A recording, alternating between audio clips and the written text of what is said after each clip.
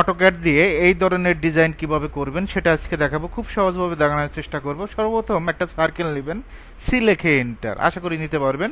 সার্কেলের shortcut C লেখে enter, just এখানে একটা ক্লিক করব। 3 ইঞ্চির একটা সার্কেল, 3 দিয়ে এন্টার দেব। ওকে, তারপর লাইন নেব। লাইনের শর্টকাট কিন্তু আমরা সবাই জানি, এল লেখে এন্টার। এই পয়েন্ট থেকে লাইন নেব 2 ইঞ্চি। কত ইঞ্চি? 2 ইঞ্চি। একইভাবে আমরা এই পয়েন্ট থেকে লাইন নেব 3 ইঞ্চি। আবার একটা সার্কেল নিব, সি লেখে এন্টার। এই পয়েন্ট থেকে অবশ্যই সার্কেলটা এটা 2 ইঞ্চি নিতে হবে। কত ইঞ্চি? 2 ইঞ্চি।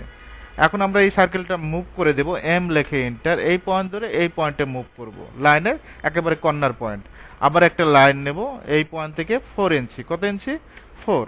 আবার একটা সার্কেল নেব, সি লেখে এন্টার। এই পয়েন্ট থেকে 1 ইঞ্চি। অবশ্যই সার্কেলটা কি করতে হবে? মুভ করতে হবে, এম লেখে এন্টার।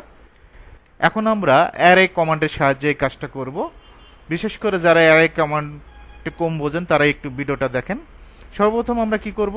এই সম্পূর্ণটা সিলেক্ট করব, লাইন সার্কেল যেগুলো আছে সম্পূর্ণ সিলেক্ট করব। জাস্ট এখানে একটা ক্লিক, এপাশে একটা ক্লিক, এখানে একটা ক্লিক করবেন, এপাশে একটা ক্লিক করবেন। ক্লিক করার পর অ্যারে শর্টকাট এ আর লেখে এন্টার। কি লেখে এন্টার? এ আর লেখে এন্টার। অবশ্যই পোলার, জাস্ট ক্লিক করবেন। এই জাস্ট আমরা এই সেন্টারে ক্লিক করব, এই পয়েন্টে ক্লিক করব, এন্ড পয়েন্টে ক্লিক করব। ক্লিক করার পর এইরকম একটা ইন্টারফেস আসবে। আইটেমে আমরা এখান থেকে 30 দিয়ে দিব, 30 ইঞ্চি 30 দিয়ে দেব। জাস্ট 30 দেওয়ার পর এন্টার দেব। অটোমেটিকভাবে এই ডিজাইনটা হয়ে গেছে।